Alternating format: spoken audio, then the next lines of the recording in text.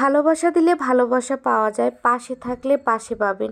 এই কথাটার মানে আপনারা কয়জন খুঁজে পান? কয়জনের কাছ থেকে আপনি ভালোবাসা পান? এই মরীচিকার পিছনে না ছুটে নিজের পেজের দিকে মনোনিবেশ করেন। এমন অনেকেই আছে যে নিজের পেজের কোনো খবর নেই, কিন্তু অন্যের ভিডিও, অন্যের লাইভ এত পরিমাণ শেয়ার করে রেখেছে, তার পেজে ঢুকলে কোনটা যে তার পোস্ট, কোনটা যে কার পোস্ট বুঝে ওঠা যায় না।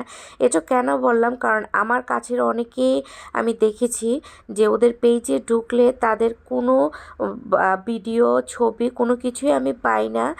তো তাদের ক্ষেত্রে বলবো যে আপনি আপনার পেজটাকে সুন্দর করে গুছিয়ে রাখেন। অবশ্যই অন্যকে ভালোবাসা দিবেন, অন্য আপনাকে ভালোবাসা দিবে।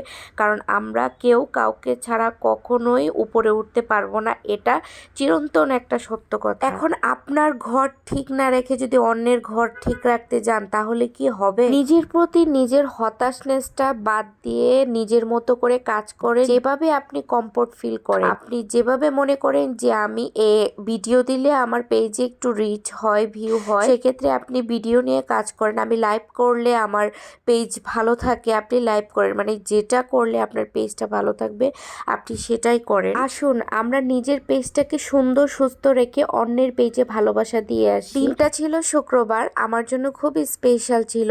আমার বাচ্চাদের বাবা জন্মদিন ছিল, তাই মনে হলো যে তাকে একটু ছোটোখাটো করে আনন্দ দেই। তাই আমরা আমাদের রিলেটিভকে ডেকে একটা রেস্টুরেন্টে বসলাম। বসে আমরা একটু কতক্ষণ গল্পগুজব করলাম, খুব মজা করলাম। তারপর সবাই মিলে একটা ছোট্ট কেক নিয়েছিলাম, কেক কাটলাম, কারণ যেহেতু দুইটা বাচ্চা আছে। তারপর আমরা সবাই মিলে কেকটা কেটে নিলাম। কেকের এই অবস্থাতে কি কেউ ভাববেন না যেটার কি হলো, আসলে বাচ্চারা খাবে তাই ক্রিমটা আমরা একটু উঠিয়ে রেখেছি। তারপর এখানে খাবার অর্ডার দেওয়া হয়েছে, যেহেতু সন্ধ্যার সময় তাই ওইভাবে ভারী কোনো কিছু খাওয়া হয় না। চাউমিন অর্ডার দিয়ে হয়েছিল। অসংখ্য ধন্যবাদ।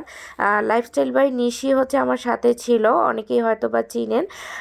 সে সম্পর্কে আমরা তাদের মামা মামি হই। সে তার মামার জন্য গিফট এনেছে, প্রথমেই ভিডিওতে আপনারা দেখতে পেয়েছেন। অসংখ্য ধন্যবাদ নিশি, তোমাকে।